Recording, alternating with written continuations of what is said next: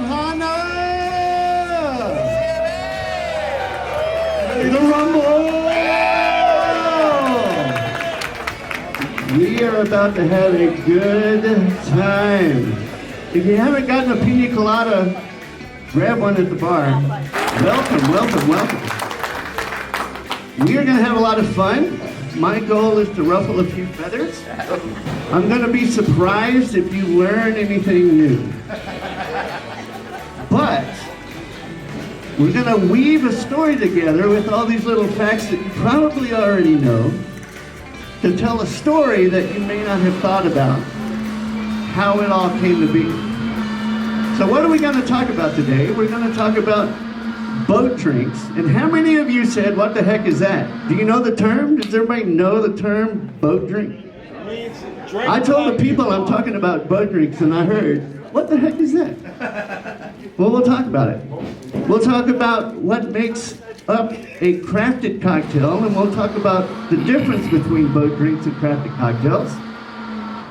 And here's where we're going to have a little fun. We're going to play a little game called Is It Tiki? Oh yeah, so hopefully there won't be fisticuffs, but last time I gave this talk, there was a cup of coffee thrown, so we'll see what happens. Holly doesn't have coffee in her hand, so we're all good. I'm just kidding. But that talk is going to take all of about 15 or 20 minutes, because like I said, you already know this stuff, right? So, the bigger story, the Paul Harvey and now for the rest of the story, is how the heck did we get here from there? How did we get from these beautiful crafted cocktails that Donna Beachcomber and Trader Vic were making in the 30s and 40s to the frozen Bacardi daiquiri in a can of the 1970s and 80s? Let's get it started. What the heck is a boat drink? Usually we're talking about something that's pre-packaged. Shit in a cup. Shit in a cup. Thank you, sir. That's correct. Frozen or blenderized. Artificially colored, artificially flavored, usually made in large-scale batch. Mudslide is a really good one. Anything you would find on a cruise ship or Bourbon Street, it's probably a boat drink. Here's some examples. Hand grenade. Oh yeah, I already heard. Oh my God. Oh my God. Pat O'Brien's Hurricane. Now the Hurricane started out as a legitimate tiki drink, but Pat O'Brien started putting together their cocktail mix in a jar with, whatever, not sugar, high fructose corn syrup, turned into a perfect boat drink. Anything Jose Cuervo? Anything Bacardi in a can, that's a boat drink. But see, you already knew that. How about a crafted cocktail? Usually made with fresh squeezed juices, fresh ingredients, served neat or over crushed ice. No artificial colors or preservatives, no high fructose corn syrup. Made to order, usually only a single at a time. Example would be Moscow Mule, Mai Tai. And I want to point out something here. If you can't see this, I've been told, and maybe Joe can help me out, I've been told this is actually a sign of a bad bartender. If a bartender's like tapping a straw to taste your drink as he's making it, that means he doesn't know what that drink tastes like. Usually means they're still training. They're still training. Training? They're in training? Yeah, if I'm training a new bartender. See, there you go. So we did learn something new. If I'm training a new bartender, I want to know what it tastes like. Once it's in the glass, it's the customer's cocktail. No? There is that. Do you want to try it before you serve it? That's a good point, man. Drink and make sure it's quality before you get it to your client. All right, I'm going to tell you though, I heard that from Paul Gustings in New Orleans, so You always sample your drink. there you go. But not All in right. the cup. I told you we were going to piss off Mark Cooper. Not in the cup, though. Not in the cup. No. You can do it in the shaker, right? But once it's in the cup. You are full of shit! I've already started. Just starting out, I started the whole talk playing Jimmy Buffett, and everybody knows that ain't tiki. Let's look at some real crafted cocktails. A smoked old fashioned. A daiquiri, when made properly, a margarita, when made properly, I will argue is a perfectly legit crafted and tiki drink. For my friend Tom, I put in a Boulevardier. I think he's back in the back helping out, putting cherries on pina coladas. And no one would argue that a good Mai Tai is not a perfectly crafted cocktail. So here's a comparison. I'll give you a moment to read this. If you haven't had your daily dose of sodium hexametaphosphate, you might get a Daly's Blue Hawaiian, which is made with wine as about the 5th ingredient down, and pear juice concentrate, versus a crafted Blue Hawaiian with white rum, pineapple juice, blue curacao, and coconut cream. All right. Is it tiki? Is it tiki? If we go by Donna Beachcomber's formula, 1 of sour, 2 of sweet, 3 of strong, 4 of weak. Who's heard that? Anybody heard the second part? A dash of bitters, a sprinkle of spice, serve well chilled with plenty of ice. Yeah, y'all know that too. See, I told you wouldn't learn anything new. But I'm here to tell you that a court survivor is a 1 to 1 to 1 to 1 ratio. Still a perfect legit drink. So does that make it tiki? I'm going the wrong way. All right, so damn it, is it tiki? Is it tiki? Let's play a little game, show of hands. Is it tiki, a traditional rum punch? How do you define traditional, Sammy? Most would agree that rum punch is probably pretty tiki. How about a cutwater tiki rum punch in a can? Yes, he likes it. A Mai Tai from latitude 29. Would anybody argue Jeff Berry is not serving legit tiki drinks? Pina colada from a mix. You probably got one in your hand.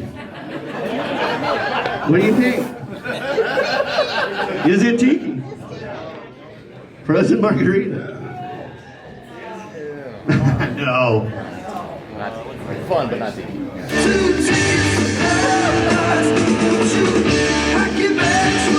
I'll give you a moment to breathe it.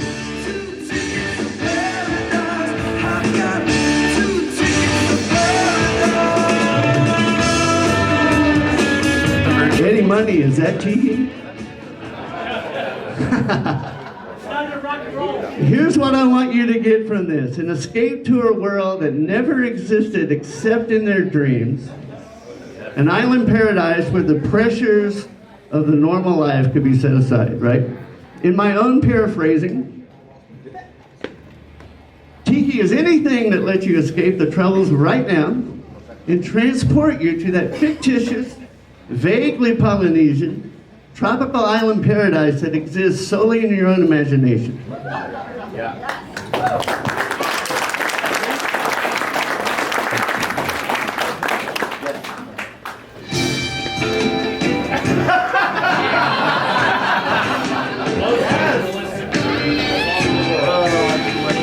So our boat drinks tiki. Ferry and Potions of the Caribbean single-handedly blames Coco Lopez for the near extinction of the craft cocktail and the tiki bar industry in the 1970s and 1980s. Coco Lopez was first introduced in a can in 1964, and by 1976 it was one of the most popular drinks ordered in the United States and the Caribbean.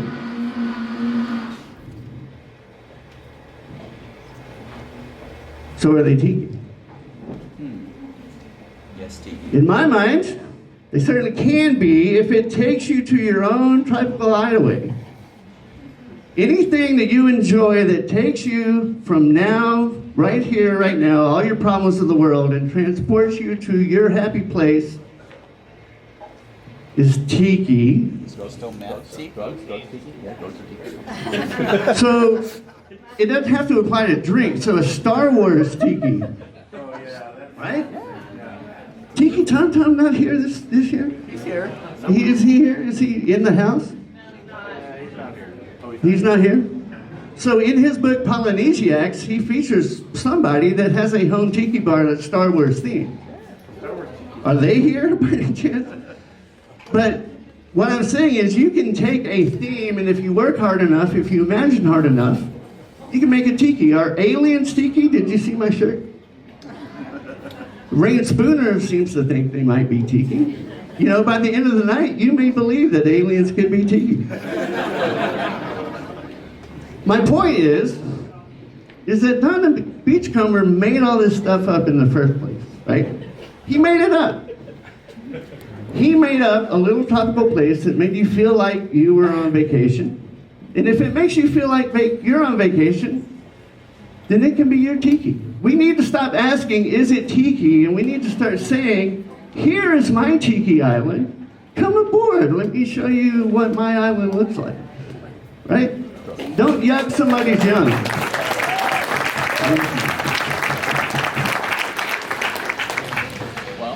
All right, but are broke drinks appropriate?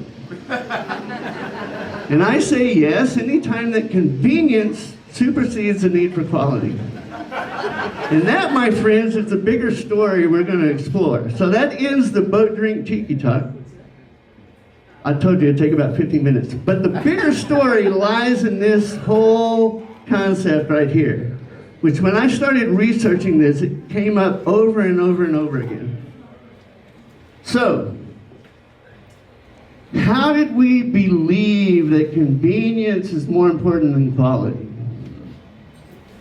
This is a picture that I first saw in a junior high textbook in probably 78, 79. But this picture always stuck with me. I don't know why, but it always stuck with me. This is a picture of the very first shipment of bananas to arrive on the shores of Norway in 1905. My father was born in 1897.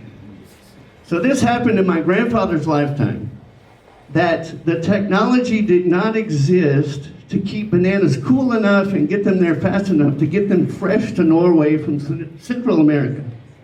Right? And as we go through some of this stuff, I want you to think about, gee, that really wasn't that long ago. Most of this stuff happened within our lifetimes, and we'll remember it happening. Not this one, but. So, one of the big inventions that came out of World War II was this concept of double-rimmed steel canning, which was made for what they called sea rations to feed our troops in World War II. But before steel double-rim canning came about, it was really hard to can, oh, thank you, brother. It was hard to can stuff like tomatoes and like pineapple juice, anything that was really acidic, because acid ate through the tin can alloy that they were using in tin cans. This changed the whole game. And this, I want to point out, this is not a prophylactic. This is actually a cracker wrapped in kind of an aluminum package. All right, just wanted to say it. All right, this one we probably don't remember, but 1929 wasn't that long ago that Clarence Bird-Eye invented flash freezing. And even though he invented it in 1929, it really wasn't commercially available in grocery stores until the 1940s. In fact, refrigeration techniques were so new that Bird-Eye would put in their freezers in large grocery stores under the consideration that they would only put Bird-Eye product in them. And if they sent an inspector and found something else in there, they would take the refrigerators out. How about color TV? The cathode ray tube was invented in 1926. But it didn't really mainstream in America until the early 1950s. And then color TV was introduced in 1954. So that's maybe, looking around, maybe not our lifetimes, but really close. Our parents certainly grew up maybe without a television or without a color TV for the longest time. How about home ice machines? Who has a Nugget ice machine on their counter? Yeah, me too. The concept was only introduced in 1953, when the first refrigerators for home use came with ice makers built into them. Before that, you had ice deliveries in a literal ice box. You either made trays of aluminum trays that you popped out the ice cubes, or you had ice delivery. This was a game changer for like most home tiki, not tiki, but home drink making. Here's another big one. Commercial airline travel really, truly did not hit mainstream until the late 70s.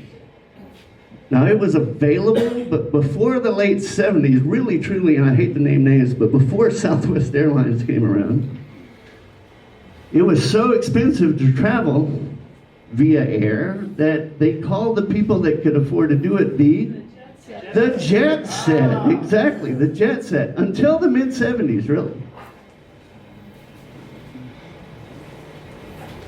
The federal highway system was not even dreamed of conceptually until after World War II. Eisenhower said, you know, if we got attacked from Mexico, we couldn't get our hardware from coast to Central America fast enough. We've got to do something about that. So it was actually a project of the Department of Defense to build the highway system that we know. And that highway system really wasn't declared complete until 1992. But if you come to Houston, you'll know that it's really not ever complete. It'll never be complete. Here's another side note. This is a shot of old Route 66 in my hometown of Shamrock, Texas. If you look off in the distance, right about here, that's Tammy Walker's front yard. She grew up literally with Route 66 as her driveway. Here, my friends, is probably the biggest technological advancement that we've had of the 20th century. This is the intermodal shipping container. Introduced in 1956, by the way, the first shipment using them went to Houston, Texas. Had 58 containers on board. Nowadays, if you've seen those massive container ships, they probably have 6,000 containers on board. I just was curious about this. What were they doing before containers? Just a bunch of boxes and Crates, like wooden crates, probably. Brick bulk. Yeah. Brick bulk. Well, the other big change from this is they'd ship them, they'd have to unload the crates, then they'd have to load a truck, or they'd have to load on a train car.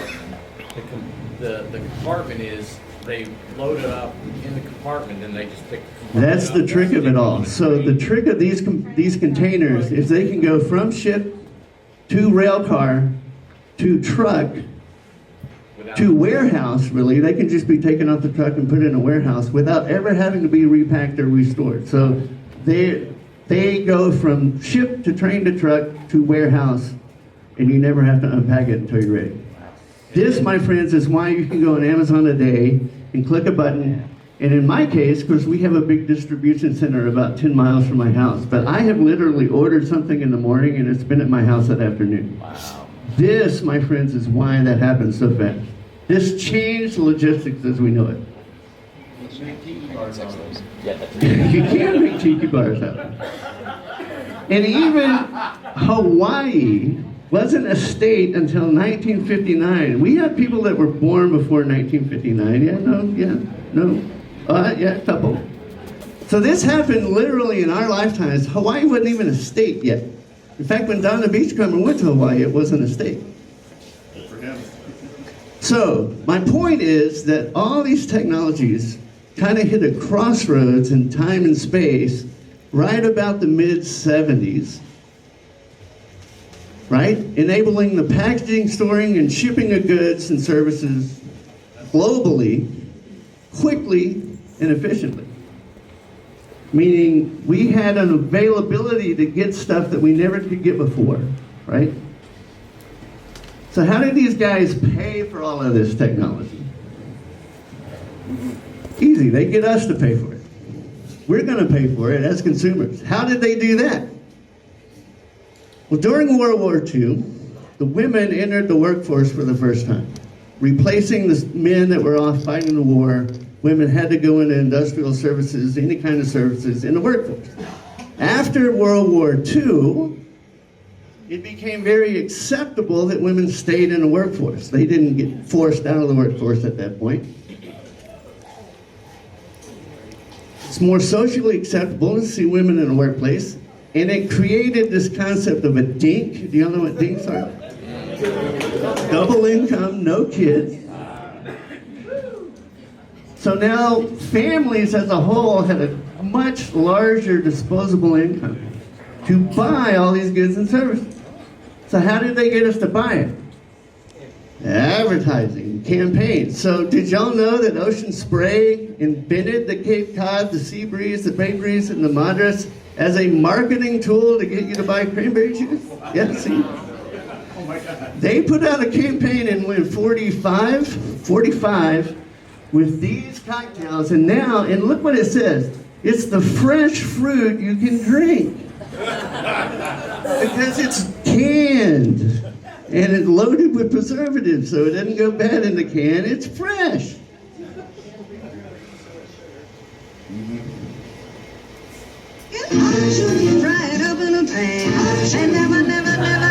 You remember this song?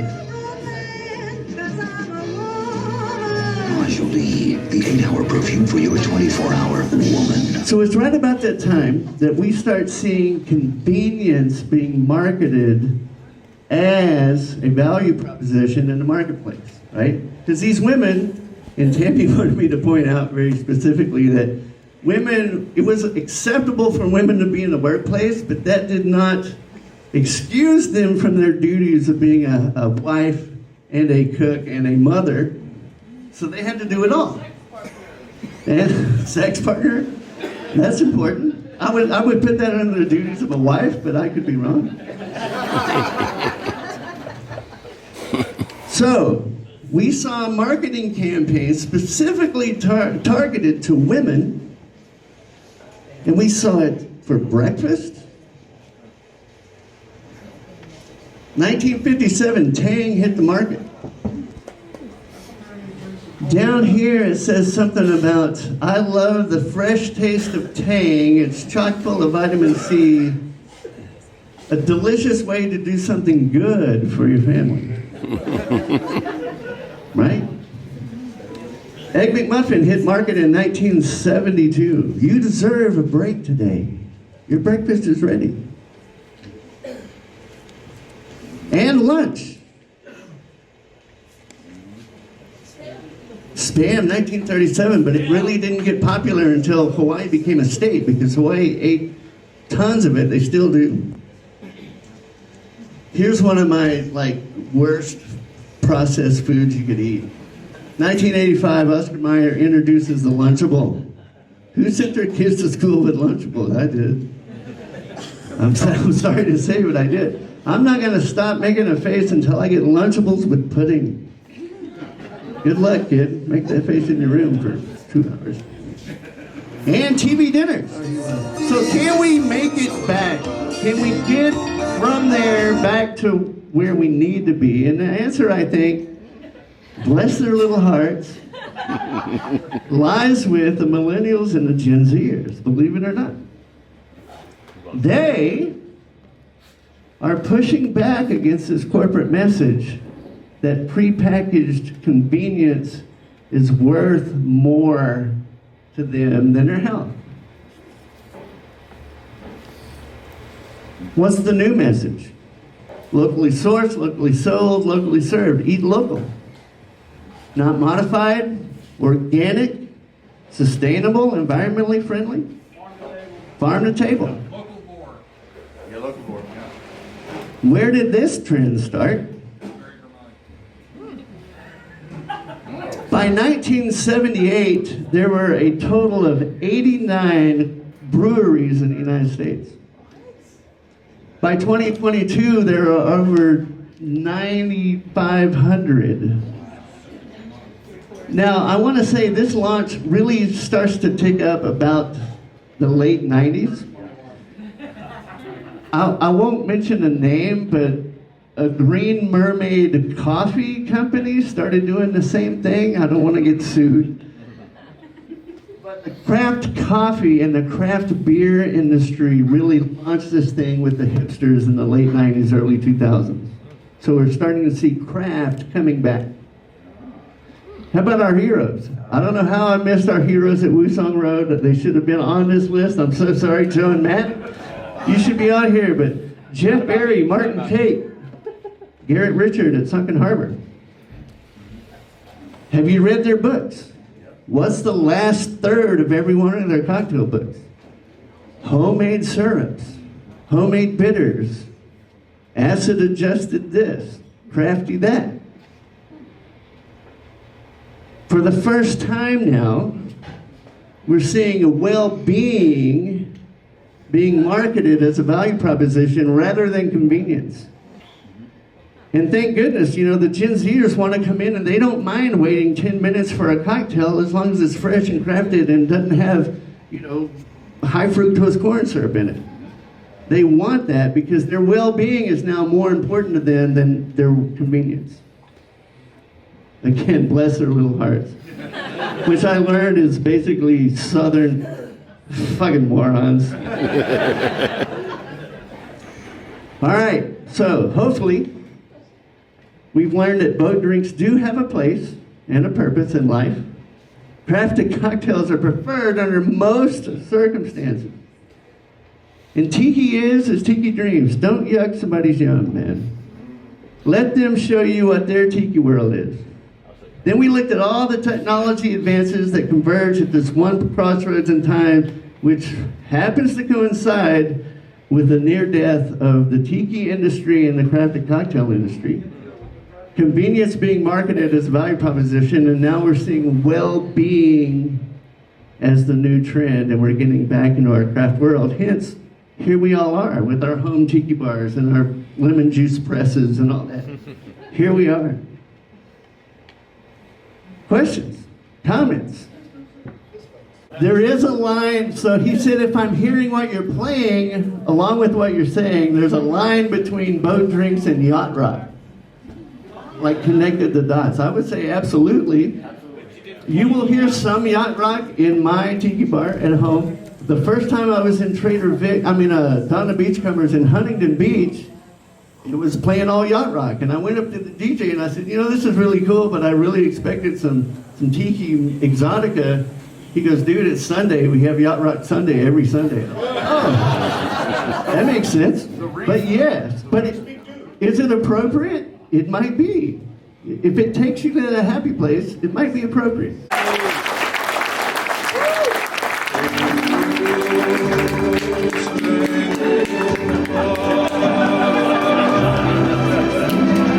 Enjoy the rest of your day. We'll see you at First Wave Room Call. Here's my new mug from Ohana. It's a pig. And here's a drink to go with it. Delicious. Hey, look who it is. Special guest star. Is that a drink? Is that really coffee? Hey, look who it is. Special guest star. It's Tiki Texan. Aloha, Ohana! That's a good talk. Thank you. Hey, look. It's not a boat drink. No boat drinks served at Ohana. Only crafted cocktails. Cheers.